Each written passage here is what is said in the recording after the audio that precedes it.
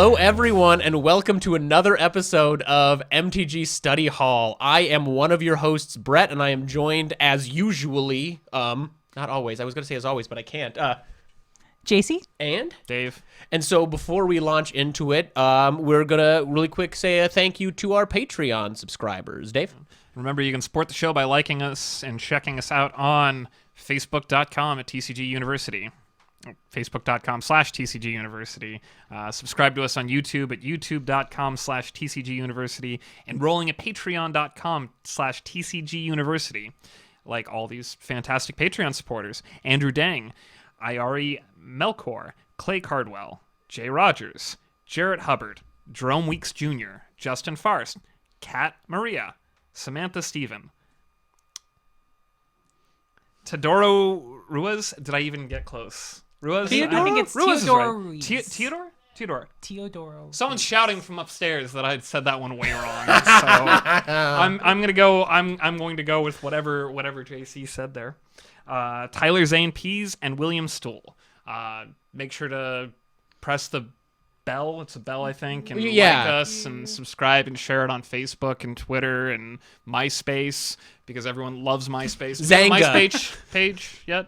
No? All right. I cool. want everyone to post on their Zanga. Zanga? What is a Zanga? Are you too Zanga? old for Zanga? It starts with an Probably. X. You're probably too old. Oh, X. X-A-N-G. It was very popular when I was... Was that when it was cool to put X's on the beginning and end? I think it was. It's still cool. What are you talking about? Is it still but, cool? but thank you all. Thank you to all our Patreon supporters. We're not here without you guys. Thankfully, you're all here for us, which is cool. Thank you. And so we just came from doing the pre-show, which we're going to start doing that now. So if you are a Patreon supporter, you get notified and you get to watch the show live. So that's a lot of fun. You get it several days before it'll come out on Monday. We normally record Thursday nights and then post it the following Monday. So you'll get to watch the stuff early, and we're going to do a post and pre-show that's a little more relaxed and was actually a lot of fun. Yeah. I feel good and loose. Like, Wait, I feel... were we recording all that? Shit. It was some good talks You about know, magic. it was a lot of fun. So please join us, and then also I believe we're going to try to get those pre and post shows on the Patreon. So even if you miss us live, if you are a Patreon subscriber, you get to see that little bit extra content. Get that sweet content. And so we'd appreciate that if you'd consider it, or just tell somebody else, or just keep watching. You don't have to do any of the other stuff. We appreciate you guys out there. We Before we launch into the topics, let's cover what we did. In and outside of Magic, and it's been 2 weeks, so there should be plenty to cover. I can't remember who went first. Dave, you're gonna go first. Oh wow, put me on the spot. We had Thanksgiving like everybody else. Bought a Dutch oven, some tongs during Black Friday. Immediately saw the crowds of people, which were all friendly, by the way. Had some dude ask me how I was doing on Thursday night.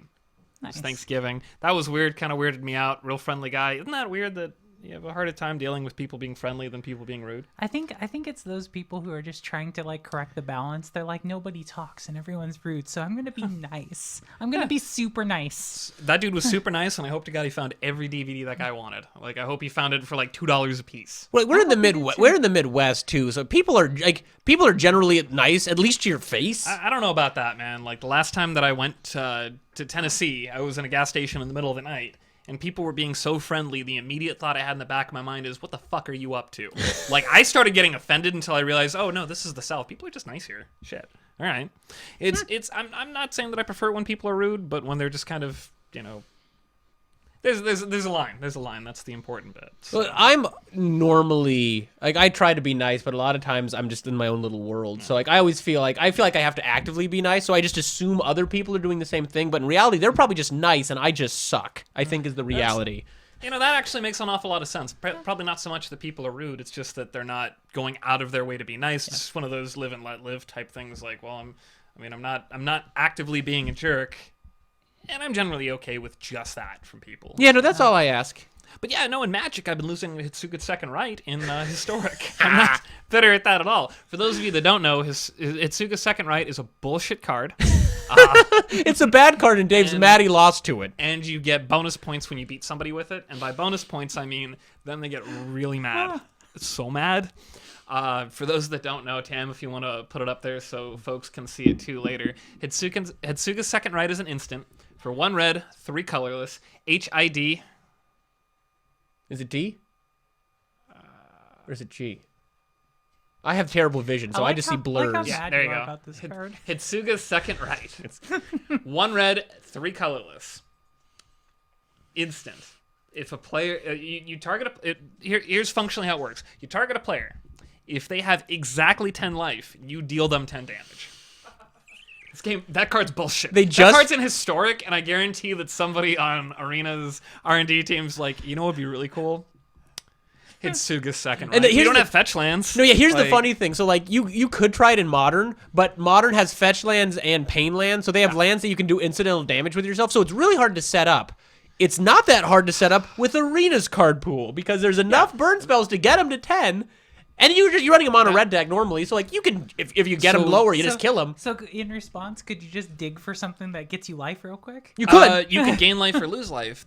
One of the early memes, like, after the first tournament that I did very well at, I was playing a deck called Dream Halls, and it was in Legacy. And on the way back, we started talking, what other 2-card combinations could we play that are fun and all that? And Soren Markov and Itsuga's second right was my suggestion, which was kind of trolly, because I wanted to see if we can get somebody to actually play that. For those of you that don't know, Soren Markov is the triple black, 3 colorless planeswalker, and his -3 is target opponent's life total becomes 10. I ran, in Standard, I ran him and Soren's Vengeance, which does 10 damage for 7 mana, so I lived that dream. I saw people die to that at SCG Opens. It was hilarious. Not for the people that died to it. Anyway. It's real fun to do to somebody.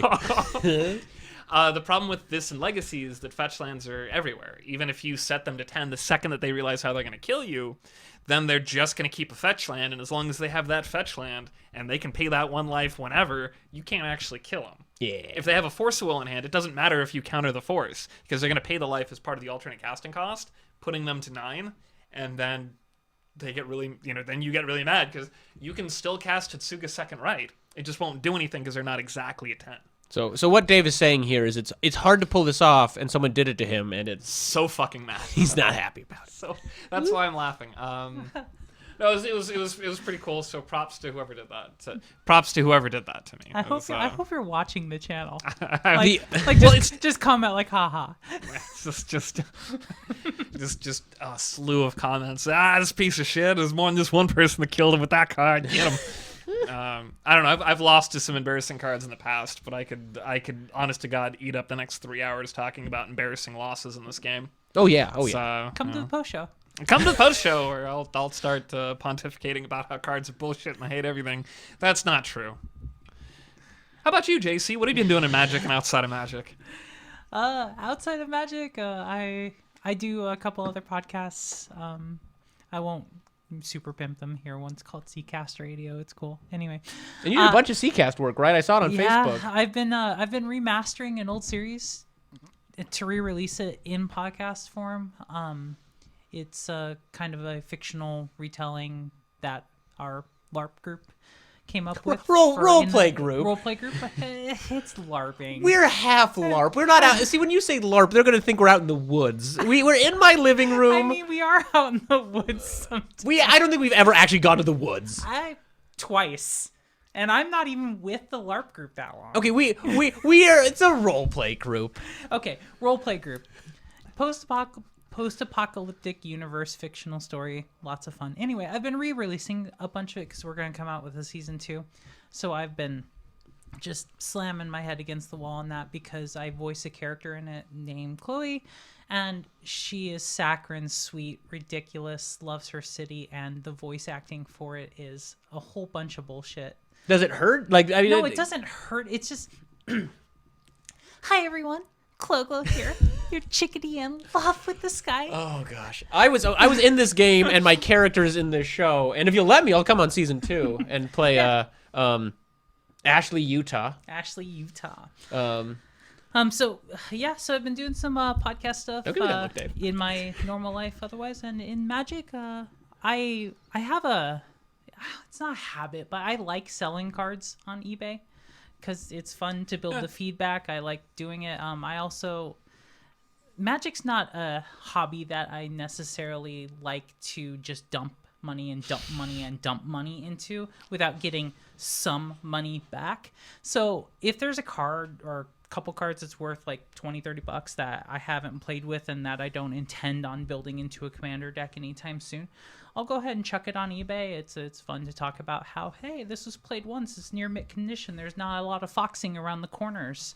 Take a look at the picture. I have like 120 feedback. This is fun. And we'll get into the topic too, talking about the secondary market a little bit on Magic. Other than that, I finished my Dinosaur Commander deck. I can actually get that posted up in the show notes if you guys want to take a look at it. I think it's a fairly strong deck because those Ixalan feathered dinosaurs and some of the ones printed after Ixalan are pretty rad. I think they will continue to be powerful for a while. They keep putting playable dinosaurs out, which I really like. So we need to play some Commander just in the world, and also we need to we could record some Commander. We should do that sometime because that'd be a lot of fun. It's fun to build things in paper. Sometimes. It's a lot of fun. It just is. So yeah, that's other than Thanksgiving and that kind of thing, that's been me. So okay, I just built 2 Pioneer decks. We're going to talk about Pioneer on the show. So I don't do a lot of non-singleton based paper Magic, but we're going to do Pioneer. So I on Black Friday I ordered some cards. Got a decent deal. I got like $14 back from Card Kingdom. They were doing like a 10% back sale, which was neat. All right, So Dave's they didn't know. crunching the numbers. Wait a second. They don't Jesus. sponsor. Yeah, no, I spent some money. They don't sponsor us, so that's just free advertisement. But they could. Anyway, so yeah, I got those Pioneer decks together. I'm really excited to play with them. I've been playing Arena. I recorded another episode of what I guess we're calling Brett's Brawl Bonanza. For now. I think now. It's fun. It's work in progress. It's festive. I had a lot of fun doing that, and so I recorded some more of that last night. And also, my girlfriend Kat and we sit around and do direct challenge brawl every now and then. So one of the decks that she put together that then we sat around and played it the Wednesday we were off, and then I recorded some Mu Yan Ling. Oh yeah, the one that she blue was. one. Yeah, she was originally in the Chinese only decks. Yes, and then they re-released a version of her. They made a new new version. The global of her. thing. She was in the global series, along with the guy with the dog, right? Yep, with Mao. I should know these characters better. Anyway, they reprinted her in the core set, a 3-mana version that's really fun. It's basically draw, go, and brawl. Here we go. It's Jason's gonna pronounce it because JC's a batting good. I don't know the rest of that metaphor with names, so you've got it. Zhang Yanggu. Yeah, that sounds right. So they were in the Chinese series decks, and then I'm happy to see that foil. So they only exist in foil because that's from the series. That's from the Chinese Planeswalker deck series, which were legal in standard in China, mainland China. It was kind of a weird mess. It was kind of a weird thing. I was kind of mad about it too because I was like, these are cool cards, and like Wizards, I can't play them. Wizards accidentally made a stance on Tibet with it too. If I'm not mistaken, it was a mess. Mowu is the dog. Yes, the best boy. The best boy. And I did. He's got a dog he can planeswalk with, which pissed some people off because heaven forbid we just enjoy the anything. Dog can get the spark. It's fine. He's made of rocks. They can go fuck themselves. Yeah, no. People on Reddit were like, Urza legit had a companion during Saga Block, during all that. He had some Phyrexian sleeper agent that he would walk with. Xantia. Yeah, you can take somebody with you. Pre-mending. Post-mending, they tightened the rules up a little bit. Anyways, we're so far off topic. Anyway, we need more realism in our game about. Okay. I'm okay with the dog coming along. In Greg Weisman's most recent book, Kea can apparently possess anyone and then planeswalk with them. Well, which is dumb. The spark is in your soul, right? Greg Weisman's a hack, but that's neither here nor there. Well, it can be in your soul unless somebody puts an empty, a charged power stone inside of you, and then the spark goes into the power stone, and then thousands of years later, you and your brother find it, and then Urza. Cool story. Or if I didn't know. Then you take that power Urza. stone and put it as your eyes, and you're a robot made of silver. Then you can planeswalk. Or you shove it in your head, and then you become Diablo. Or you teleport your heart into that robot later, but then we retconned it and we just teleported our spark because teleporting our heart was dumb. Anyway, so I did some magic stuff. I beat Pokemon. I beat the campaign of Pokemon. Did you do it with just a Wooloo? I did not do it with just a Wooloo. So Pokemon, it was a lot of fun. I was going to shit. start Disco Elysium, which has great reviews, but then the Master Chief Collection came out. And so yesterday I was playing Halo Reach with some a bunch of people friends. playing Halo Reach, and it's like, yeah. When Halo 2 comes out on that next year, which I've already paid for it, so I'll get it whenever they release it. It's like a flashback to like a way more teenagery time of my life. No, I was sitting around swearing I and don't playing know how Halo. I feel about it. I sitting around and like swearing at people on Halo was it was a weird experience. I liked it. It was Do you nice. swear to people on it? Because Well, you're surprisingly cordial on your Magic the Gathering streams. You're very much like, oh, he's doing an interesting thing. I'm going to let him do that. I wasn't on voice comms. I try not to swear at strangers. I was on just Discord with friends. And so if it's just me and I'm not being like broadcast to the world, I may swear once or twice, but it's good for me to record my Magic. It makes me a much better player. So instead of sitting there and whining and swearing, I'll be like, "Oh wow, that was really cool. We'll let him have the yeah." I got brought down to negative 30 something last night on a game that I thought I could maybe pull out, and I was very cordial and accepting about it. So I need to just maybe You're record like, all my you Magic. played well, good job. Those are amateur numbers. We got to get those numbers up or down. Probably numbers down. up. No, Probably get it further down because they're negative. He could have killed me twice. It was in Brawl, so he almost killed me twice. Was Or maybe it he one of did. those where he's like playing with his food? No. Ah, I thought I was like, okay, if I untap and I draw this card, then maybe, and then it's like, okay, you got the Nissa alt off. Oh, that triggered. Oh no. And there's a moment where I'm sitting there and I realize it's like, oh, you're killing me this turn. Like I thought he had me next turn. It's like, no, you're doing it now. You aren't giving me that window to like burn you out. I'm just dead. One of those fantastic. Fuck. Well, here my favorite moment is, so I was talking. I was talking to the audience. This and is like, what you were doing in Magic, by the way. Yeah. Oh, yeah, This yeah. counts. We're almost done, I promise. We're going to start the actual show. I looked away, and then I looked back, and he had that 3-2 for 3 that when a land enters the battlefield, proliferate. It had 10 counters, and I was like, well, how did that happen? And I had this moment of like, because I looked at my other screen, and then I looked up at the camera, and then I looked back to the screen, and the world was a very different place. And then I'm like, oh, okay, he got the Nissa emblem. They pulled out every forest in their deck. Oh, okay. So that was an interesting game. It was a lot of fun. And if you want to see it, you can tune into Brett's Brawl Bonanza. That'll go up at some point. So that's way more than anyone ever needs to hear about my life. So let's launch into the show. And so we're going to open up talking about Secret Lair. So if you're watching live, Much ado about the secret layer. So really quick, I'll explain what it is. So Secret Lair is a new way they're giving us cards. So it was starting this last Monday and going through this week. If you're watching the show when it came out, you're too late to get these cards. I'm so sorry. If you're watching live, you can still get some of them. So another reason to watch live. Go get you some snow planes. So some explosion noises. Explosion They're noises. releasing 7 sets. The first day on Monday was you could buy a bundle for all of them for $200, and then I assume in the dark, right? Not knowing what the rest are going to be. Oh, no. They announced what they all were. announced Like, it. if you just wanted to save, basically, you could save $30. Each set is either $30 or $40, and you can save $30 if you bought the initial bundle for $200.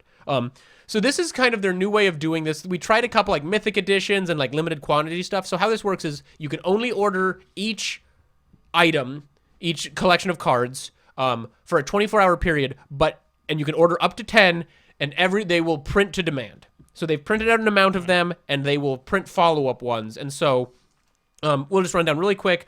The first day was all of them. Then we had Bitter Blossom Dreams, which was just the card Bitter Blossom and 4 tokens.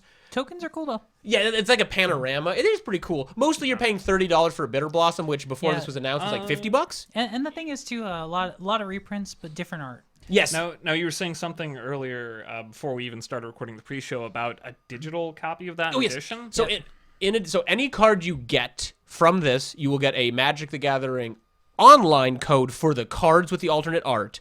And then for Arena, I don't think any of the cards are legal in Arena. You get like a sleeve? You get a sleeve. Not yet, I'm sure. I mean, they can always add them to Historic later, but I don't know if they really want Bitter Blossom. No, I don't think they should put it in. So you get digital codes, or you will. There was an error. I actually got back on Magic Online to redeem my code, and then I couldn't get my code, and they're like, "We know it's an issue." So day 1 was Bitter Blossom, which I bought. Today, right this moment on Thursday is Eldraine Wonderland. No, or is today Eldraine Wonderland, or maybe it's Restless in Peace now? No, I think today's Wonderland. Okay. Anyway, if I'm not mistaken. Eldraine Wonderland, which is a 5 basic snow lands, one of each type, in some pretty foil art. Restless in Peace, which is a couple. It's a Life from the Loam, Golgari Thug, and Bloodghast. And the art on them is done by a guy who did most of the Iron Maiden album covers. And what is today? All right. That actually sounds pretty. Sounds pretty sick. Hold up. The next, so if you want it, I think it goes on sale tomorrow. Then we have Seeing Visions, which is 4 alternate art, 4 foil copies of Serum Visions with alternate arts, and they're like kind of like psychedelic album cover arts almost. All of these are like specialty arts. Yeah, like stained glass art. Then we have Explosion Sounds. Explosion Sounds. Which is like the Goblin collection. So it's got a handful of it's like got a Goblin Lackey, Goblin Sharpshooter. Yeah. I can't think of them all off the top of my head. You can Google them. And even if you missed out on buying these, by the way, they should be on the secondary market. So if there's a card you really are like, I'm so sad I missed that, you will be able to buy it. You just won't be able to buy it direct from Wizards. So we have the Goblin one, which is like almost, we have, I don't know if this, you guys are seeing this, but Dave, if you want to see what the Goblin ones look like, there's like, I was more taking a look at this Restless in Peace, and honestly, the Bloodghast kind of reminds me of Return of the Living Dead. You seen any like if you, like the poster to that? Kind of, it's somewhat reminiscent of that. If you're into like 80s horror, then that's pretty. That's pretty sweet. It's that's pretty on cool. sale. The 5th. That's today. Okay, then so I guess that's the one that's going today. Yeah, secret. Sorry, the Eldraine Wonderland ends today. And ended today at 9 in the morning. Earlier. Yeah. And then this one, that one went on available now. And then tomorrow is the Seeing Visions, which is the Serum Visions. And then they have Explosion Sounds. Yeah, they're weird. Oh, those are sweet. They're Whatever. trippy art. Like Yeah, that one the art's on the trippy. far right. That one's like super cool. Just like the third eye's there, and a lot of the heads missing, and it's. Ooh. So Explosion Sounds is the kind of digital goblin one. Then we've got Kaleidoscopic Killers, which are 3. It's Reaper King, Sliver Legion. And the art for these is amazing. Yeah. And so these are 3 very sought after 5-color commander cards. Sliver Legion, Reaper King, and Dragon, I think. Is that Dragon? Yeah, that's Ur-Dragon. Dragon. And then the last one is OMG Kitties. That is the name of the lair. And it is like chibi cartoon cats. All right, can we get some possibly, close-ups of foil those? is Johnny. I see the caracal. These ones aren't foil, I don't think. Or Oh, maybe no, they they're- are. They're randomly throwing in some other cards into every secret In lair. so in addition, each secret lair, you will get a stained glass planeswalker from War, which they hadn't released those. They had the stained glass arts, but we had never had them out. So Yeah, they've only been in Arena. So they're in I mentioned paper the now. kitties. The kitties is a stained glass Johnny. Oh, okay, so I've heard conflicting information. So I heard that, but I've also heard people say it's random. So I think it could be a couple of them. It could. I don't know if all How 30. many cat planewalkers are there? There's just a Johnny, but you could get another War. Lord Windgrace is technically a cat. He's a isn't cat. he? He's a big He's catman. Panther. Yeah. Panther looking thing. He's a catman. Catman. Catman. So that's secret lair. So this is very new. This is the closest Wizards has come to selling singles direct. Like the Wow. Bitter Blossom, you're getting a code and some tokens, but you are paying $30 for Wizards of the Coast to send you a Bitter Blossom. So I mean, this isn't exactly the first time they've done this. We had the Gideon spellbook and we had the J spellbook, which you knew exactly what the contents of those would be. So they did a few prepackaged things. They did the From the Vaults, Yeah. which were a thing. They've done the San Diego Comic-Con Planeswalkers, which I have one of those still sealed, and I really wish that any one of them were good enough to crack open for Pioneer. I have just for swag value because it's the cool Egyptian ones. I have the stained glass Therese Nielsen ones, which I have complicated feelings about because I love the art, but opinions about her. It's something that we talked about 2 weeks ago with the separating the art from the artist, Right. and that's It's a topic. It is a shame. I'm just glad that her brother hasn't done any of that shit. So that's just Her brother? Ron Spencer. No way. Yeah, pretty sure. I know, I'm like 80% sure. I met Ron Spencer. He when I did the game store stuff, he designed our logo. Yeah, he came down and like I have a Dudes from Crete, Nebraska, not too terribly far from where we're at. He used to show up to the Lincoln pre-releases very frequently, and the guy can draw a rodent like nobody's business. No, yeah, I have a play mat where he did a ferret on mine and then a rat on my spouse Ray's mat. And when he was at the store, he came in and signed the play mats he designed, and then he'd be like, "Yeah, just buy me those Warhammer figs off the shelf, and I'll color on your mat." Which when you're the store owner, you're like, "Thank you, Ron Spencer." No, he's Done, a really no cool backsies. He's a really cool guy. I've actually met him. So yeah. He's a pretty. I mean, he used to be. I don't know. Like I've heard stories that he's been standoffish in the past. Yeah, I've never had that experience. With the guy. I've heard. Yeah, I don't want to. I'm not. This is. Yeah, You're not a gossip show. I have had nothing but Yeah. wonderful experiences with Ron. He was a really cool guy. But this okay. So on this topic of artists, so Ron Spencer doesn't do magic art anymore. And you know what? One of the saddest things was when I talked. Reason why? They just Is have there a reason why? So this is my understanding. So when he did Sorry, this, guys, just messing with my mind. so when this was Kearney, Nebraska, this would have been 2012-ish. He was like, "I'm really sad they didn't reach out to me for Innistrad because I love drawing werewolves," or something like that. Like he was bummed out he didn't get to draw the monsters. Yeah, that's actually a really good point. I would have expected him to Right. be the guy like drawing. But all at of that, the werewolves. at that point, they'd really shifted kind of Magic's art design. And if you're remembering, so Innistrad, Ravnica, we were kind of just getting one thing. We were getting the mostly digital.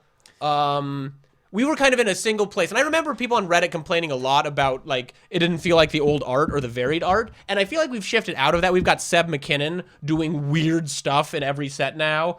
But these layers, Secret Lair in particular, is potentially a window. If you've seen some of those arts, we have some weird different stuff. I would love if Ron Spencer did some more stuff. Even if it was a Ron Spencer Secret Lair, you better believe I'd be buying that. And I agree.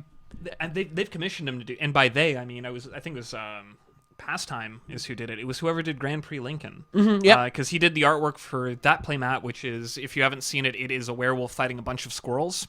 And I have it's seen on brand for Ron Spencer, and it looks incredible. Okay, well, I'm buying that. Yeah. He did one. It was either the same year or the next year for a modern tournament in Columbus, Ohio, which I had that mat for a long time, and I was actually kind of bummed out. A long story with that, but anyway, it is a goblin holding an egg with a platypus in it, and that platypus is pissed. It is incredible. The goblin looks great. The platypus. The platypi, because there are multiple. There's more than one in there. Like a baby platypus getting hatched and shit. It's so fucking cool. But yeah, I mean, he's done a lot of great artwork, and so Secret Lair. This is kind of an interesting thing, and I have some conflicting feelings on it. So I bought the Bitter Blossom Dreams, and I'm going to be buying the Kaleidoscopic Killers.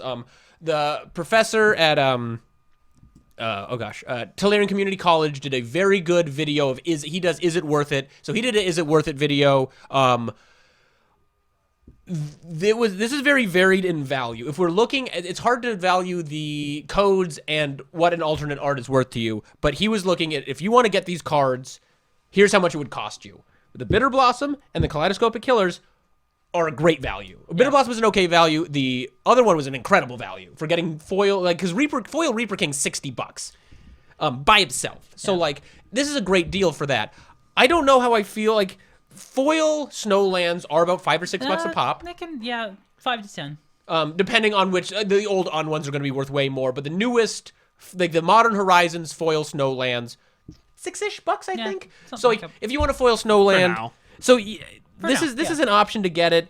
The Serum Visions, it's a little less than the $30 you're paying because you're getting the foils. So one of the things Wizards straight up said is we're trying out a bunch of different things. So obviously we've got one that's a commander one with cool foils, one that's a 4-of a modern playable card, one that's it's a 4-of with different artwork. Yeah, which is kind of awkward, but kind of cool too. I mean, and so this is Wizards just straight up said we are seeing what sells. So they're going to keep doing Secret Lairs, but they're going to see what sells, and they're going to say this worked, this didn't, cut this, do that. So there's something to be said for Wizards saying let's see what sells, because it talks a little bit about them getting into the secondary market themselves and paying attention to the pricing of the secondary market.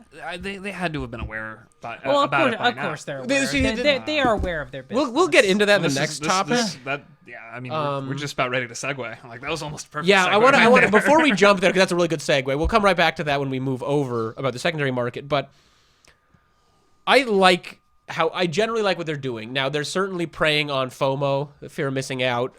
They're only offering these for a single 24 hours. Now they've done a good job of saying, and there were some headaches and some issues, and some supposedly some like I got double charged and they won't cancel my thing. Now I'm not. We're not reporting. I've heard other people say, oh, they were just talking to the wrong customer service reps because like there's a different company handling all this. So there's been some kinks, but it seems like generally if you ordered this, it worked out. When I ordered the Bitter Blossom one, I did it halfway through the day because why would I worry about doing it right when it came out? Yeah. They guaranteed it. So it sounds like this worked out a lot better. This sounds like what they wanted the Mythic Edition to be. I got one of the Mythic Editions, and it was 9 o'clock.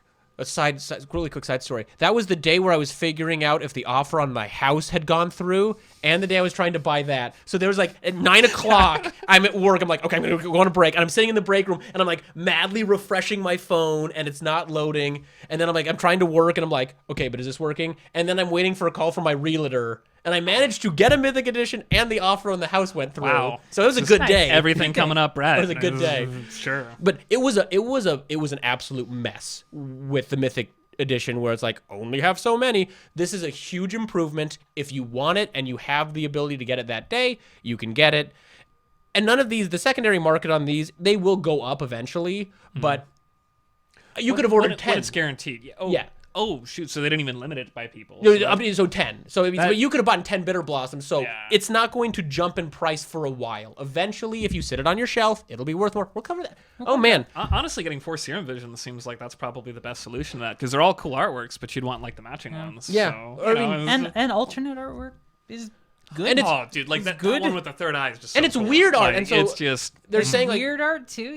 Cartoon cats, like that's not necessarily for everybody, but there are players who are so excited that they can have a chibi cat. I'm going to buy that. Yeah, and that's great, and I'm thrilled they're doing that. And so I'm not a huge Phil Foglio fan. Like Tam, can you pull up the card Recycle?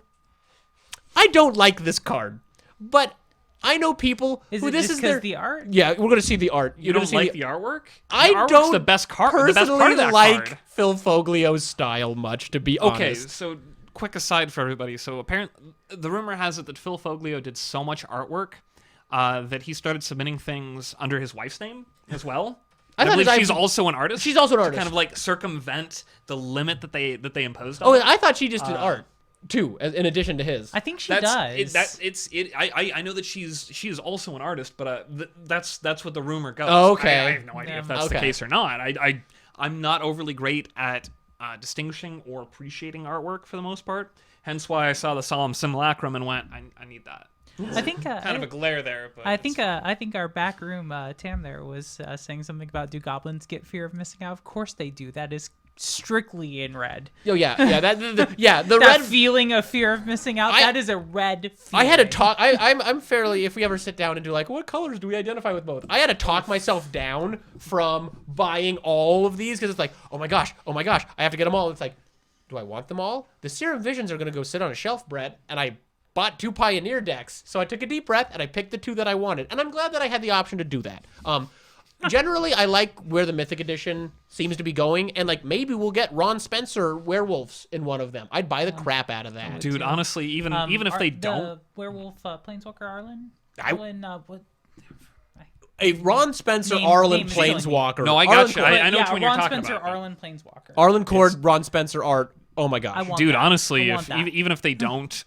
Even if they don't have him come back for to do some artwork, that sounds like a pretty sick commission. I'm not sure what he would charge these days, but shoot, there are plenty of ideas that I have for him that I would be Last I worked, he's willing easy to work pony with. up. So yeah, that'd be really cool. Love the dude's artwork. If so long as he's willing to do it, and the price isn't absolutely unreasonable. That sounds like maybe it was maybe do a giveaway. Super easy to work with back in the day of the Trolls Den. So all right, so that, I guess that's my opinion on it. Generally, like, I'm a little iffy on some of the value, but I'm glad they're experimenting. I'm a little iffy on some of the time frame, but I'd rather they do it than not. I realize I'm talking a lot here.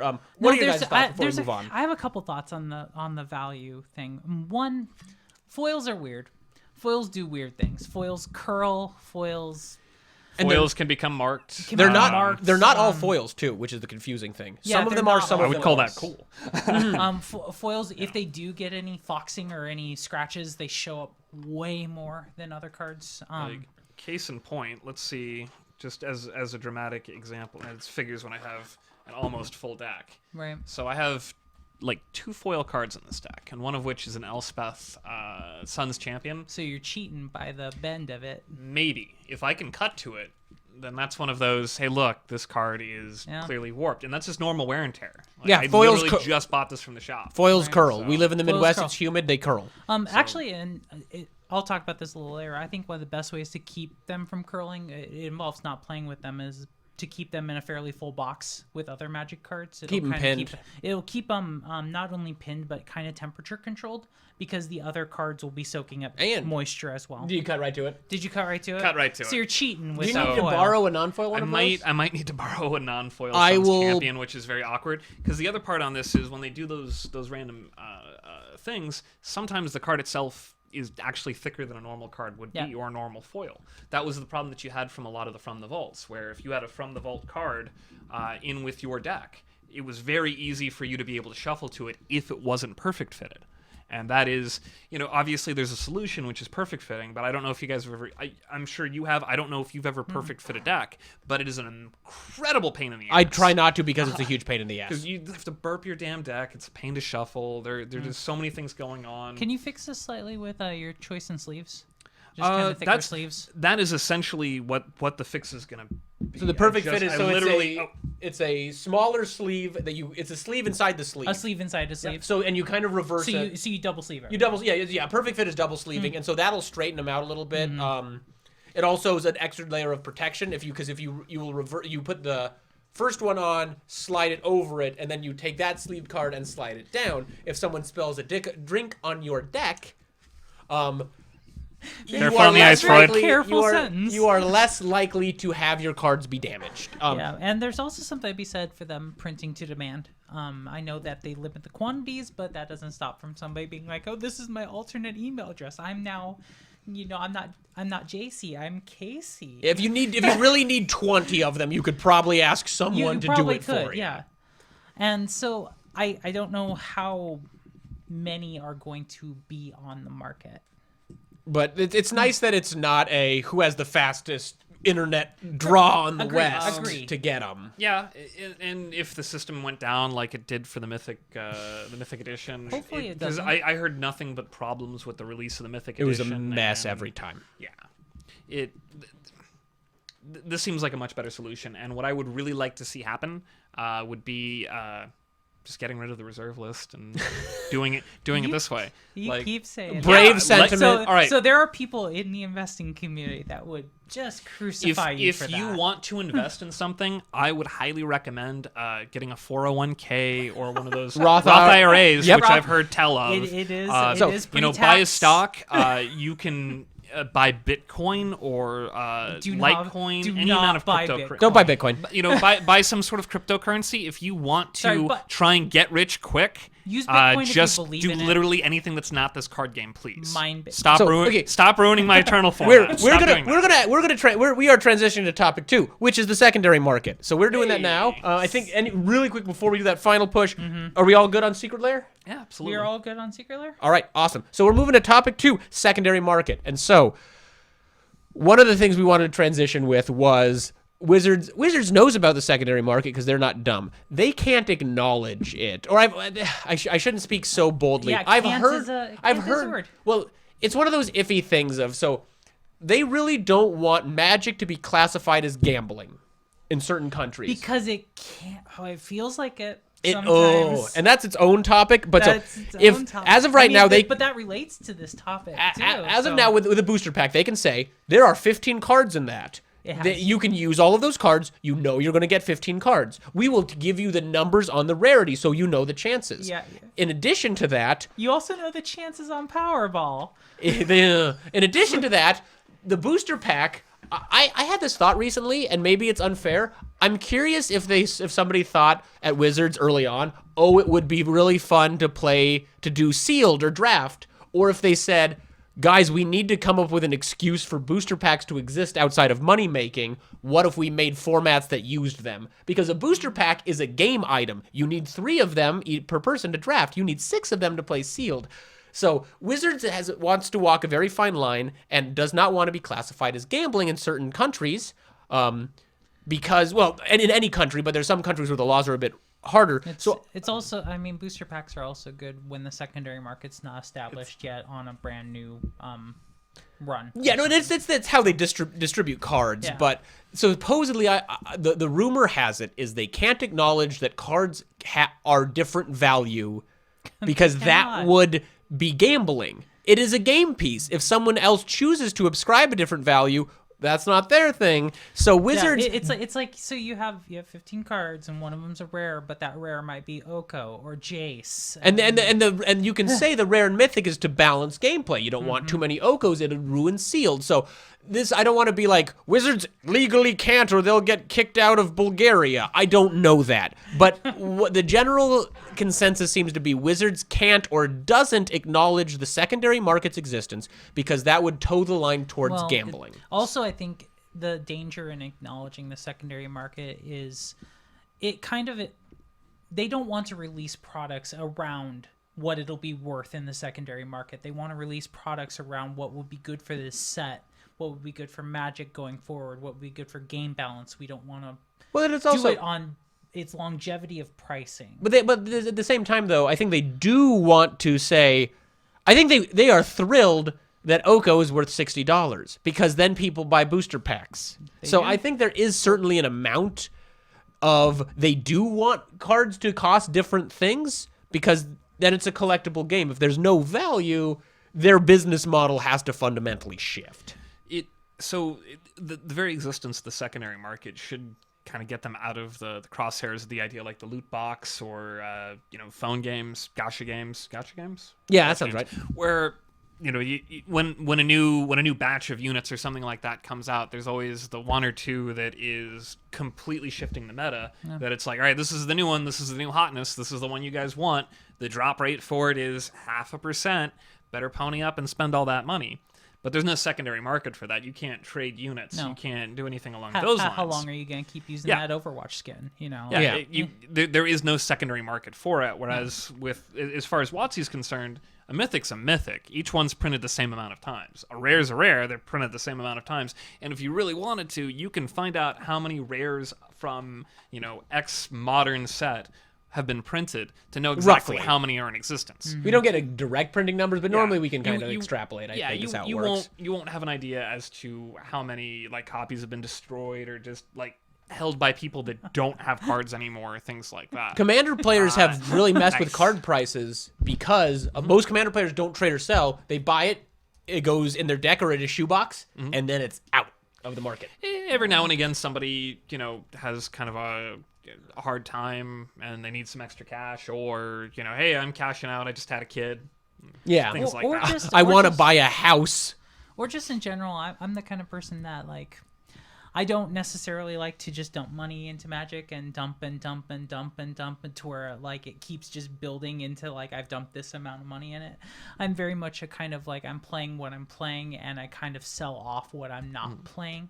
And that's because and you don't sell off everything because a lot of things don't hold value super well. They're worth 65 cents or whatever. But most cards that once they get out of standard and they go up to whatever price they are, they'll kind of keep ticking up for a while. And outside of bulk, generally cards will tick up slowly. And I think that's a feature of the game. It's nice that you can sell this stuff. And it's something I've heard about. Magic's expensive, and it's easy.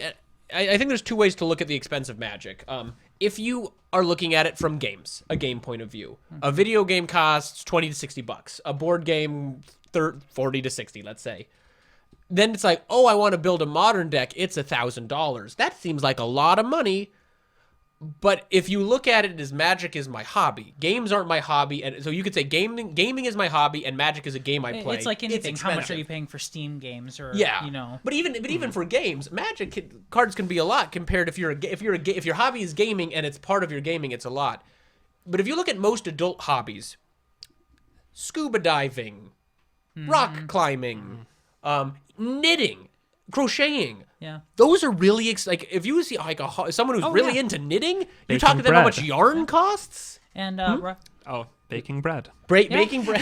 and I did rock climb for a while, and there's a lot you spend on the hooks and the ropes and the shoes. So yeah, the rock climbing shoes that like compress your feet into little points, Oh, so you those can point those them on hurt, the rocks. those hurt so bad. But no, it's so you tell someone like, "Oh, I play this game. This card costs $600." People will be like, "But what?" Or you're like, "I'm restoring Like that- a classic car in my garage." No one goes, "The car cost a what?" Yeah, that dinosaur deck I just built for Commander is worth about $270. Yeah, no, I something like that. Anyone who can do basic math, I spent around 140 on my Pioneer decks. Yeah. I built 2 of them, and I had a fair amount of the cards. But like, I went and I spent over $100 on some decks. Now, the nice thing about Pioneer is it's not going to rotate. So It's one of those things where they use the same explanation for something like Legacy, and then they did the same thing for Modern, and they're doing it now for Pioneer, which is, well, this is a non-rotating format, which means that you do have a fairly high initial cost for entry, but at that point, then it's minimal upkeep. yeah. That's which is true to an extent Unless until there's a you're new format that you want to get into, Or, and then until 2019 happens and Throne of Eldraine and Modern Horizons completely radically blasts the Modern and Legacy metagame. So this is a side tangent, but I saw a 4-color Miracles Legacy deck that won one of the I think it was some big tournament recently. I think half the cards in that deck came out this year, which is absurd for Legacy. That's printed- absurd.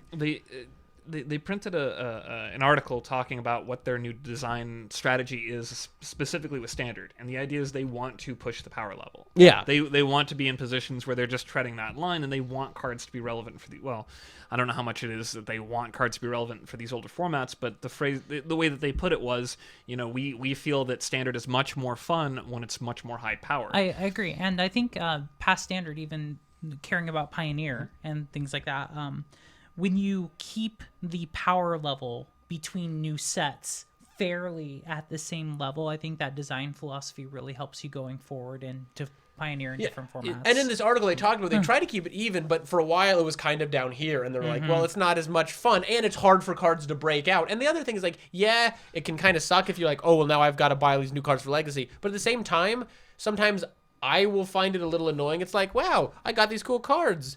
And they're going to rotate out of Standard. Yep. And they aren't good enough for any other format, so buy cards. Yeah. So it's nice when it's like, oh, wow, this card is... Go play you some Pauper. No. So here's something, before we shift topics... There are a lot of really underpowered cards from like Lorwyn block that are really good in poppers. That's, that's a good point. So we're talking about the secondary market and its effect on the games, and obviously this is a very large topic, and we'll cover more of this in the future. But so we were talking about the secondary market exists, and kind of that loose box scenario. Magic Arena is a new place because Magic Arena you can't trade, and so Magic Arena now you can craft anything for any wild card. And that's kind of created this interesting new dynamic. I was talking to one of the guys down at Krypton Comics, and because of how Arena is working, it is really... So we're bringing a lot of new players into the game with Arena. Yeah. But when they go in, they go, I built this deck in Arena. I love it. I want to play in paper. I would like to... I need 4 Tefris. One Standard, please. Yeah, no, So I think there's a level of feeling like the stuff I get on the game isn't forever. So the trading may be kind of, because what if they come out with a new platform or they release new card lists or it is kind of it has a weird feeling. It doesn't. So, It doesn't. where the paper Magic's been around 25 years. Yep. And more than that. And the cards are, I mean, there's a lot of like consumer confidence and safety feeling in that. And Magic's changed formats at least. Magic Online has changed platforms at least. No, Magic. We're on version 4, but at no time did your inventory change. Your Like if you've inventory. been playing since the beta, like you still have your still invasion have it. block cards. Yeah, and so the interesting, and the kind of interesting thing is, so I was talking to this guy, one of the guys at Krypton, and he was like, so the new player will come in and goes, well, I need 4 Tefris for this deck, and they'll go, okay, that's going to be $80 to $100, and they'll go, what? Because in their head, you want 3 mana Tefri, you redeem a rare wild card. You want that card that in paper is worth 5 cents. You redeem the same tier of wild card, and so we're in this new world where these new players are coming in. but the realities of the cost of paper cards is so different than they are in Arena. Now, Magic Online, generally the prices are lower. You can pick up a ton of cards for a few cents, but those big important cards will still be $20, $30. And like Dave said, they'll stick around. But even still, like a card that's $20, $30 in paper will be like $2. Sometimes, other times, depending on weird release schedules, you will actually get $30, $40 cards in Moto. Huh. So like the problem that you run into with Moto in particular is that if you're playing Magic Online, you're almost expected that you're going to continue playing Magic Online. And that you're not going to transition back. There is going to be there's going to be no wear and tear on your cards is the thing. You know, anytime that they do one of these flashback queues, if it's not a phantom queue, then that means they're going to be putting a whole bunch more of cards from that set into circulation. So anytime that one of these one of these old sets gets brought back and it's not phantom, then there are more copies of power, therefore the cost of power is going to go down. And it's creating more supply, but there is no increase in demand. Now, can the distribution of cards be hacked? As far as I know, that hasn't happened Yet. I don't honestly, I'm not too sure as far as that's concerned. Oh God, yes. I've seen Paper Tiger on the screen. Paper Get Tiger. But yeah. Yeah, in general, I just printed out. I pulled up a few examples of the price history generally going up, and I tried to pull a fairly different things list. So just to throw these things out there, Stoneforge Mystic. This is over like a 900-week period. It started at like $5. It's roughly around $50 now. There's been a lot of up and down with that card. And a lot of the reason for that is it getting unbanned. But that's like a 900 banned, week period. rotated, unbanned, yeah. Or put on a reserve list or whatever happens to a card. So things they don't do that anymore. But they used to. It's been a while, but even it's stuff pretty like much ironclad at this so point. Scheherazade, which is banned in everything. It started off, pretty low. But anymore, it's worth $250, $260. And I can go off on a long rant on that, but a lot of that are these reserve list buyouts, where people have looked at it and gone, okay, well, this reserve list thing exists for this card game, so that means they're not going to reprint and also it. It's and a this cool stuff's only been relic going of it, and Black Lotus, of course, everyone knows Black Lotus has only been going up. But even things like Zakama, a fairly recent card, it started off around $6. It is currently around 15, 20. And that's all Commander. That's all Commander. But so Dave, you're on the before we rolled into this topic, you were yelling don't speculators, investors don't ruin my game. Quick. And there is a speculation and investing market in Magic. People do it. People have been doing it for a while, and it's just the most frustrating thing. Looking from the perspective of somebody that got into Legacy, and I'm like, wow, an underground. My lands are going to be $80. Well, yeah, but this format's never going to rotate, and they're probably not going to reprint it, so it's going to go up. That kind of sucks. But I guess I can bite the bullet and spend the money on this, as opposed to people looking at it going, "Oh, these nerds are going to pay how much for these cards? Yeah. Oh, sick. Yeah, I'm going to make a quick buck." If you've got $20,000 and you can buy out most of TCG's stock. There we go. That's the word. You can buy out a stock. Now, I've heard that it's like we've seen these buyouts happen. I've heard that like those aren't always like they'll reset. Star City Games dropping Legacy has kind of lowered some prices now. It's definitely reduced the demand for it. As far as the utility of people playing, well, I want to play Legacy this weekend. There's an SCG Open that's going to be around here. Please play. Yeah. There's going to be an SCG Open. I want to play, Rug Delver or something like that. Teamer Delver, I guess, is the preferred nomenclature these days. But needing these cards to actually to play in the tournament, as opposed to Tropical Islands this much, and I'm pretty sure it's going to double in price in the next 3 years.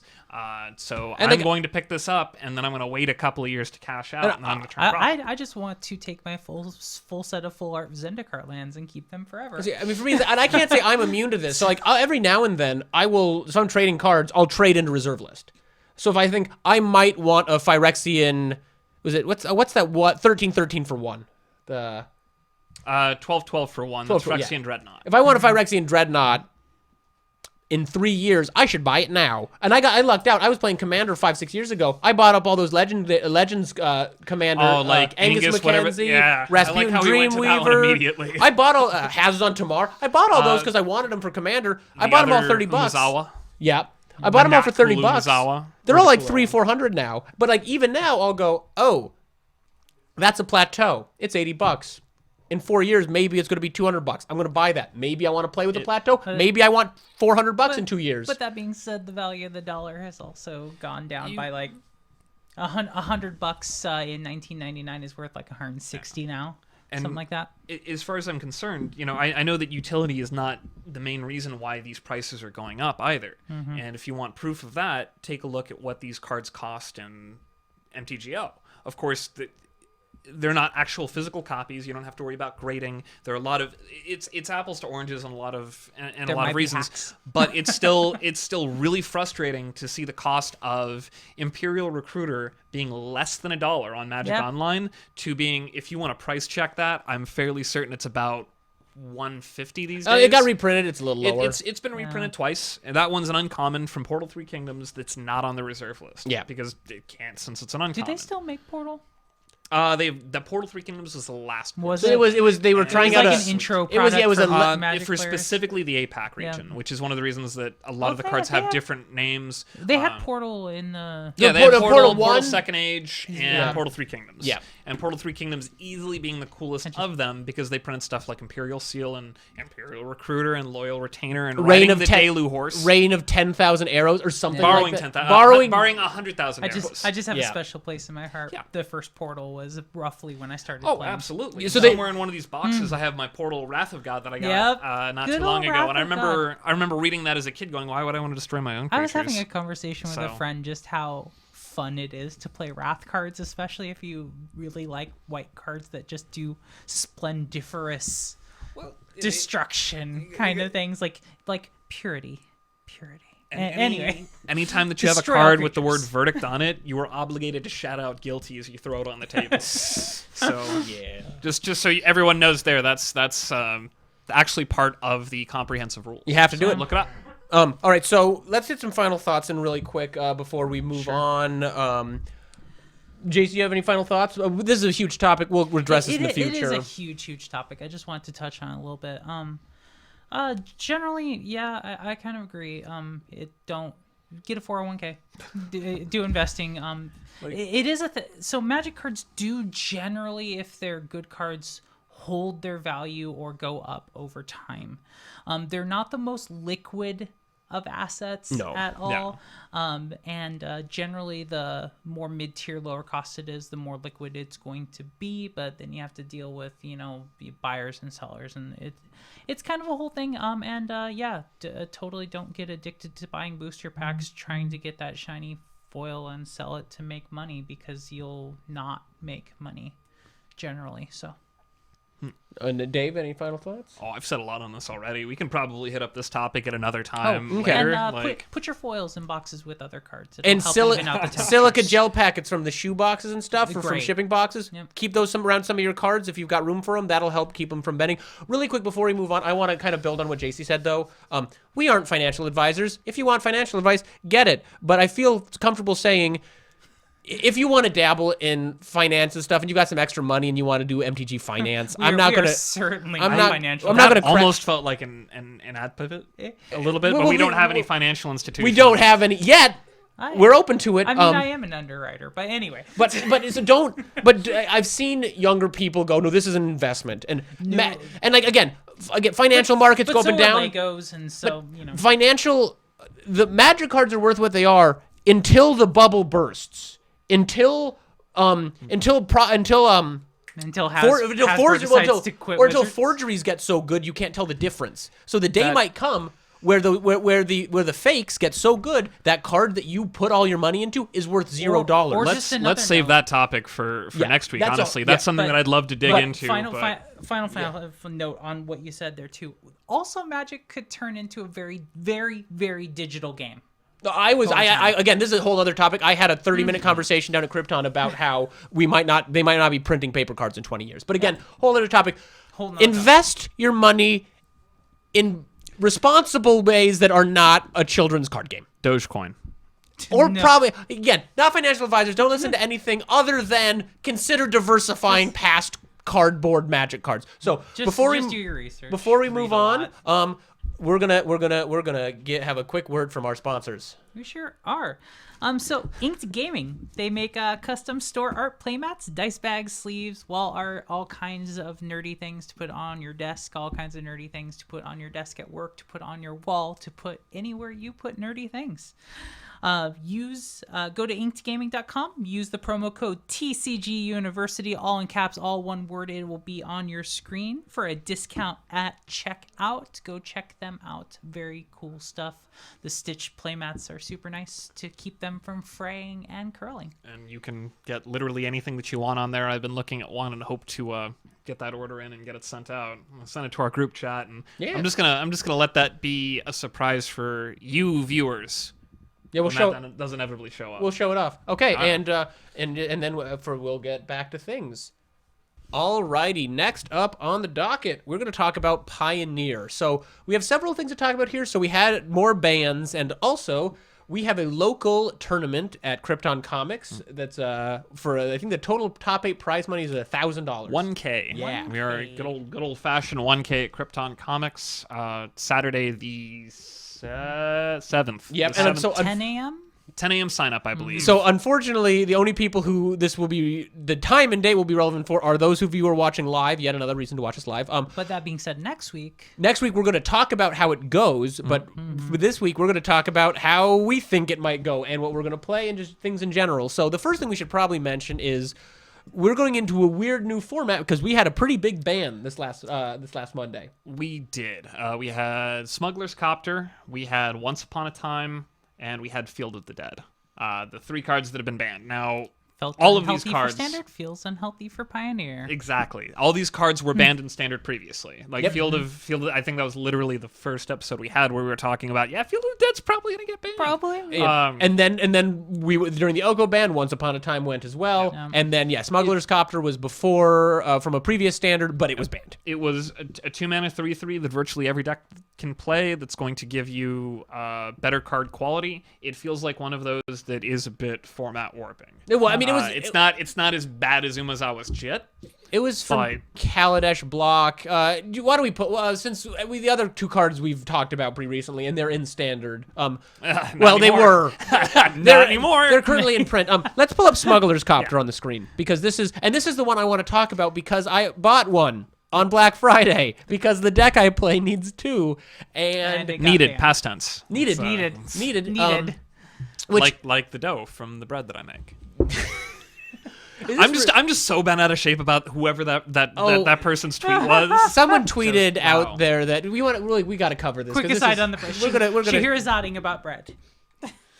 Dave felt personally attacked, and I I'm want gonna this. read this verbatim. I don't even know who this person is, but I just found it on Imager, and I'm like, this is fucked up. This isn't cool. Why would you? We want this to be a safe place for Dave, so we're gonna let Dave kind of vent his frustration. If someone you know is getting deeply into making bread from scratch, they're deeply depressed. I promise you. Like that feels like such a dig.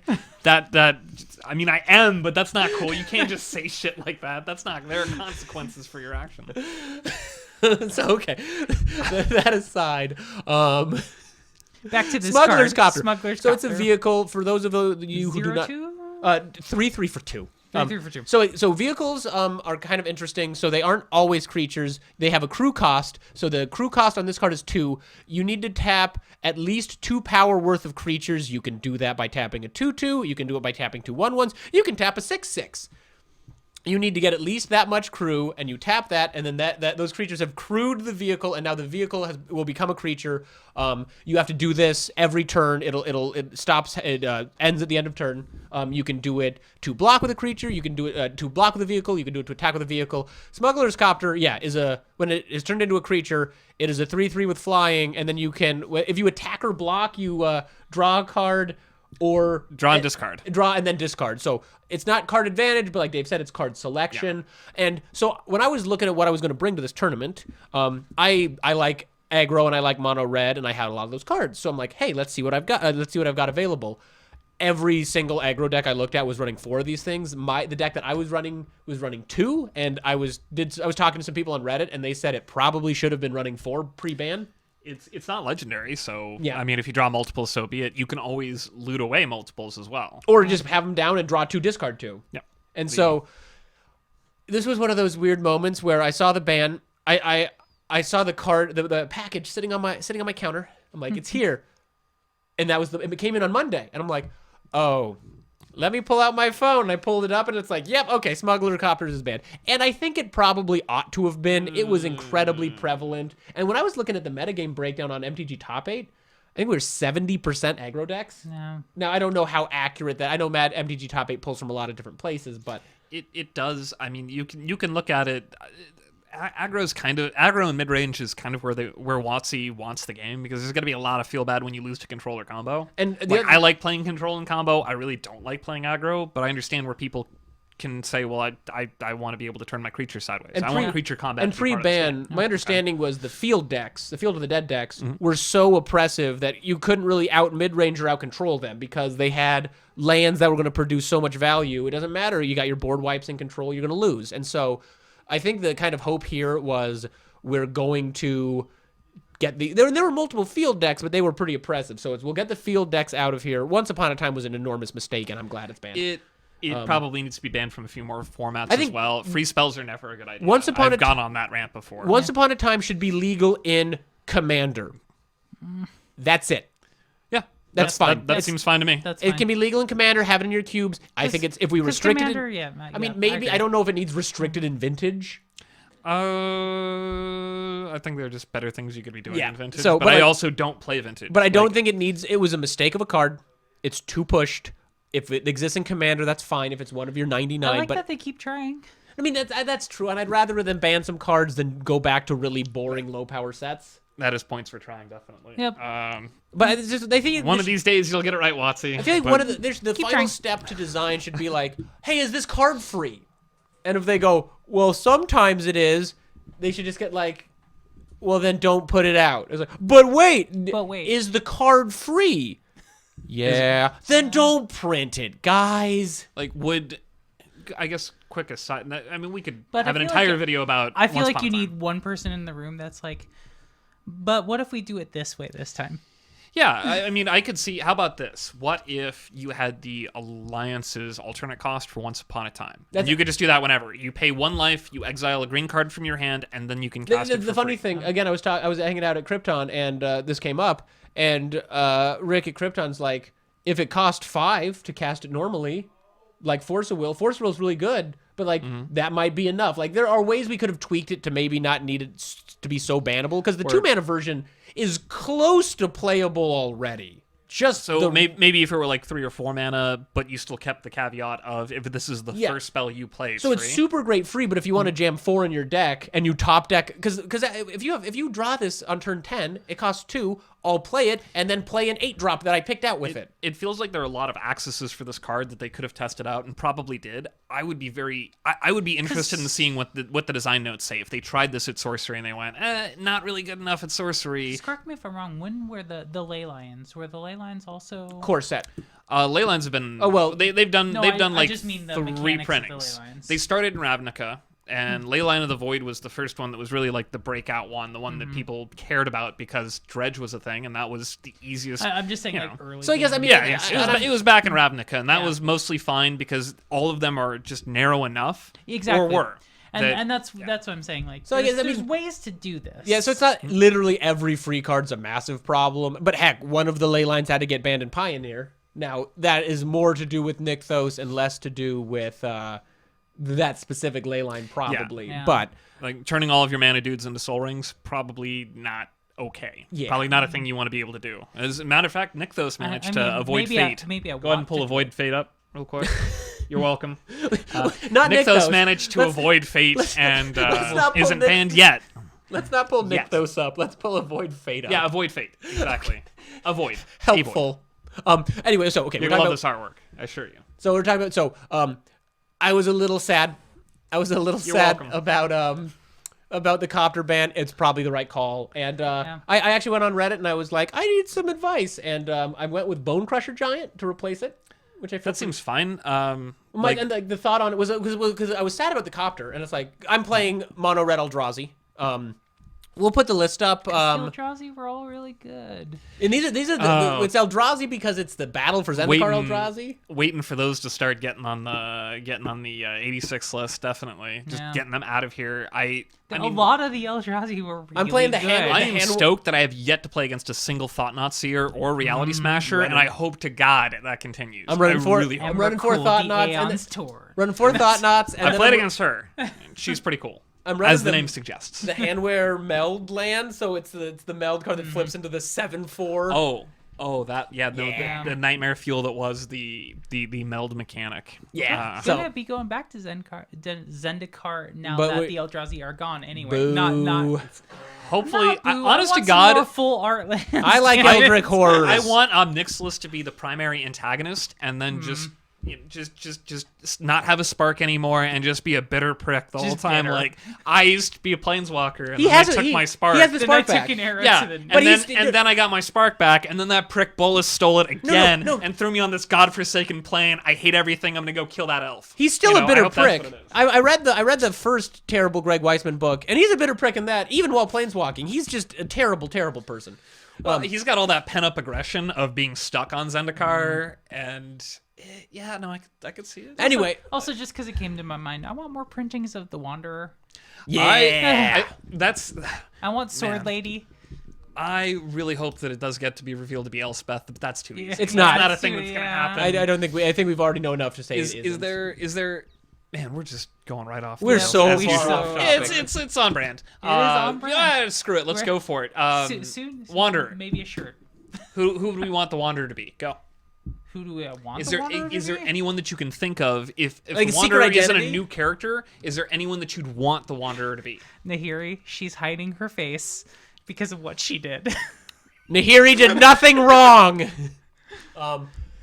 I would like her to be Emrakul. And my honest answer, that was the theory on Reddit. Like, people were trying to like yarn web. It's like, she's Emrakul. I'm thrilled that she's a new character. I like her. I think she's cool. I'd like to learn more about her. I'd like to get an actual like maybe name on it. But I like the Wanderer. I think she's cool. I think would she's rather cool. I'd rather she be new than secretly be like it's I'd rather, yeah. it's Jessica somehow. You know what? I didn't think of Jessica. Is that your answer? That wouldn't work though. It That's is- why I said somehow. fucking is now. It's her, Hannah, Orem. It wouldn't be Orem. Maybe Hannah. I don't know. Like, she just got stuck in some sort of like hyperbolic time chamber type thing. Existed throughout the mending and then got a spark for some reason it's because she wasn't a actually- planeswalker. It's actually two of Oko's goats stacked in a trench I have coat. I have an answer to get Vincent, adult man. I have an answer to get cred back with my girlfriend. I hope it's Avacyn. Because she was very sad when Avacyn died, and she is normally the person I'm trying to annoy by screaming Nahiri did nothing wrong. So I'm going to get some points back and say, I hope that Wanderer is Avacyn. Didn't Avacyn go like medium crazy whenever got- something on Innistrad happened? Well, It was because of something- Nahiri. Well, we're talking about Pioneer. We're talking about Pioneer. We're Anyway, talking about I'm gonna- Pioneer. Maybe this. it's Sarah and she lost a lot of her power. And anyway, You know what? While everyone else was fighting Bolus, she studied the blade. Like, I could get down with that. Okay, what I'm yeah, saying. Sarah, accepted. Yep, Sarah happen, Watsy. lost a lot of her power. Decided to gain her power back by studying the blade. It was like one of Urza's machinations that she just forged into a blade. That's I like kind that. of what happened with Kamal. Kamal, the fister. we aren't doing pit old lore fighter. right now. Fist of Crochet. Fist of Chris. We aren't doing Better old when lore. he was a pit I fighter. forbid it. No old lore right now. No. Pioneer. We're talking about Pioneer. I'm so Pioneer. glad. I'm so glad that Kamal was never a card that I had to register on a deck list, because I would have just written the Fister, and that is not a match loss that I wanted to get. Yeah, no. That is 100% not a match loss. I'd want anyone to pull me aside like, dude, you can't do that. Well, what are you talking about? It's the Fist of Crochet. Yeah, the Fist. Yeah, that's what I wrote. It's fine. All this is fine. Cursive. Anyway, so I Pioneer. did a little research. We decided to replace the Copter with the Bone Crusher Giant, and the general thought was 2 mana. We can play it on the offense or the defense. No. It is kind of pseudo card advantage. No, it's definitely a 2-for-1. It just takes some time. So- That's the problem with those. Like, when you think about them along the lines of like Aftermath or Flashback, Yeah. It's kind of like that. So- it flashes back to a creature provided it resolves. So I'm excited to try Pioneer. This is my first tournament, so of course I'm going to a 1K with a deck I've played twice now. Get it? You're at a very similar position than most people. Like, Yeah. people may have been testing, but the format just shifted drastically because there's a reason these cards got banned. It's not like these cards were fringe cards where they're like, hey, no one's really playing these. These aren't having an impact on the meta. They were the Let's get deck. them out. So are you telling me Standard got weird, so people started playing Pioneer, and then they realized that Pioneer was weird, so they banned some things? Honestly, what I would say on this one is Wizards figured out how to get people to care about Extended. Yeah. That's what Pioneer feels like to me. With that being said, I didn't have many problems with Extended back in the old days, but Yeah, I mean, I think it's one of those things where people probably sometimes you play Magic and you stay in for years and years and years and years, but most people come in and out. So the reality of the situation is it's probably in practice not going to be that different from Extended. Extended was, we won't go super into it, but it was a longer Standard basically. It still rotated, but it was more sets than Standard. The reality is most people are probably going to play Pioneer like they played Extended, but they can feel better. I just spent $200 on this deck, but it's always good. Even if that's not totally true, like we've previously addressed in this episode, we can say it won't rotate, so I'll have it. if WotC decides that every 7 years they want to create a new format that is non-rotating that they want to pseudo-support, they did the same thing with Modern, where Modern essentially is what killed Extended. No one played Extended because Extended sucked. That's what it boiled down to.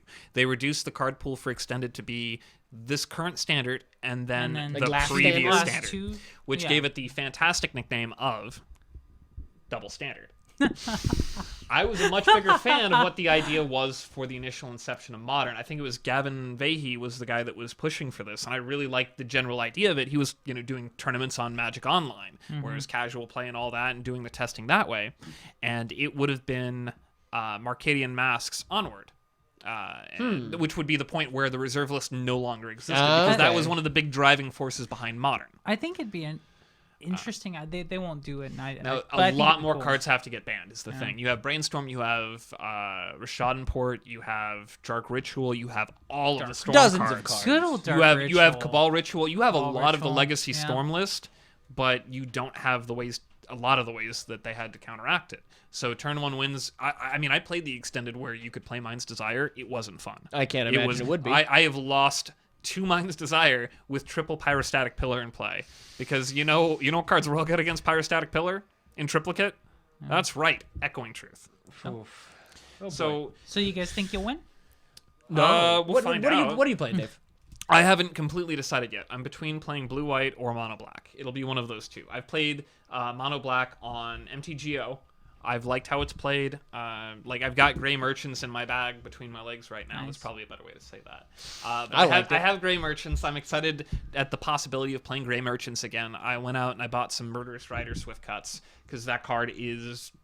I think someone earlier this week when I was talking to him referred to it as being strictly better Hero's Downfall, and I don't think that's necessarily the case. Yeah, that's It's not by Because this. an Hero's interesting- Downfall is the card that you want to play when you're at 2 life. and right. You don't want to. It's an interesting thing to say, though. I mean, Yeah. I think in most cases it is, but it's Yeah. not when you're playing the mono red deck that's going to Usually- burn you to death. Usually on turn 3, that is the case. On turn 7, where you have to answer a creature you're going to lose to and you're at 2 life, it is not the case. No. But Do you run them over Hero's Downfall though, just because of the utility? yeah, it's potentially 2 more black, 2 devotion, because devotion matters. It does. It is incredibly versatile removal. Generally, the 2 life loss is negligible because you're not playing shock lands like a lot of the format is. And you might get the life back with the creature. Yeah, there's a good chance you're going to be able to play the Murderous Rider and actually gain the life back with the lifelink portion of it. And if they kill your Murderous Rider, if you've used your card to kill their creature, and then you play your creature, and then they kill your Murderous Rider, Yeah. you are in a really good spot value. Everything's coming at Millhouse because that card's going right back on the bottom. Yep. I'm not saying that you're ever going to get to the bottom of your deck, but I played a few super grindy games where that happened. And shuffle effects, get it back in there. And There's well, an we're amount of really mill, not though, playing in Modern. shuffle effects in mono black though. No, we're fair not enough. playing. We don't have any fetch lands. We're not playing really any tutors. We're not playing the Fabled Passage, but we are playing Underworld Connections, and we're playing the Black Castle. And obviously Underworld Connections is, I would argue, better. I like that card when it was in Standard. It wasn't quite Phyrexian Arena, but it did a really great impression of it. It's close. Yeah. It's the fact that you get the option, but it costs a mana. You know, I can compare those all night. I keep saying things like that. I'll try to not do that, but you know, we'll see what happens. I'll probably flip a coin. I'm going to see which one I have access to the more things of, because you were seeing me before we started. I was sleeving up blue-white. There's still things that I would be missing from blue-white. There are things that I'm still missing from mono-black. Shoot me a text if you're missing anything at the end before the tournament. I'll see if I can help you After out. this, I'm hoping to go pick up what I am in fact missing. So Okay. we'll see. But if not, we still got some time, and I think that there are 2 more Teferi Time Revelers waiting for me at Ground Zero Bellevue. Hoping I would knock on the table where that picks up on the mic, and then Tam yells at me. He's very angry. Okay, so a week from when you're seeing this either direction, we will talk about the results. We will go ahead and put our final deck lists up on that video. So just so we end up know what we're gonna play. So we'll talk about what we're doing then. And we've got a little long, so we should probably wrap it up, and we're gonna move to the post show unless anyone has any thoughts on the Pioneer, the bands, the tournament, our decks. I do want to just get in our final sponsor. Yes. Real quick, custom card build, cosplays, and nerdy accessories. You know, if you're watching this, you are a nerd. You got those nerdy accessories. You need those nerdy accessories. 5% off if you mention TCG University. Go to facebook.com/cards custom build. It's going to be on your screen. So go there. TOM. TOM. Yeah. Yeah, cards custom Believe build. in yourself, Tam. Like we believe in you. I don't believe in shit. We are nihilists, Lebowski. We believe in nothing. I'm kidding. Of course I believe in you. But all that being said, final thoughts? I don't think we'll win. I suppose it is technically possible. I'm excited to play. I'm excited. I love this deck. It's full of cards I've been looking forward to play. Kaladesh 4-mana Chandra is possibly my favorite card. I love Chandra. I love good Planeswalkers. So I'm just excited to get to use that card. I'm excited to meld a card because I haven't melded anything yet. So yeah, I'm just excited to play, and we'll give you a tournament report, and I'll try to take some notes so I can have some comprehension of that. Sounds good. Under Death Touch, I want you to start reading what that card says. And then I want you to look me dead in the eyes and tell me, if I play this card, aren't I really the winner? I feel like I'm the winner if I'm playing this card. Okay, let's read this card. It's Gonti, Lord of Luxury. 2 black. Legendary creature, Aetherborn Rogue. Death Touch. When Gonti, Lord of Luxury, enters the battlefield, look at the top 4 cards of target opponent's library. Exile one of them face down. G-O-N. Then put the rest on the bottom of that library in any order. For as long as this card remains exiled, you may look at it, you may cast it, and you may spend mana as though it were mana of any type to cast it. I like how that's worded. So yeah, so what Dave is trying to say is I'm looking forward to playing Chandra, and Dave is also looking forward to playing his Chandra. Yeah. The old Beatles joke. Which one? John, what kind of girl do you like? Well, my wife. Paul, what kind of girl do you like? Your wife. John's wife. John's wife. So that's all we're gonna have for the regular show. If you are if you're watching live or you're a patron, you want to stick around for MTG Study Hall After Dark. Or slash post. It was dark the whole time. Yeah. It was dark the whole time, guys. Well, they don't know that. Like, they think maybe they were recording at 8 a.m. recording live. They know what's going on. Oh shit, you're right. We've been live this whole time. Well, I mean, 2 people know that it's after dark. So- unless they're across the other end of the country, and then see the way that the Earth is rotating, and so then don't tell them this. We're gonna cover this in the post show. No spoilers. Yeah. But what about the ice wall? Okay, so thank you guys so much for watching. We really appreciate it. Check out the post show. It's going to be a lot of fun, possibly more fun than this show was. You'll have to subscribe and we'll have to go to the Patreon to find out. So thank you guys so much. We'll see you in a week, and thanks for watching. And remember who you are. Have a good one.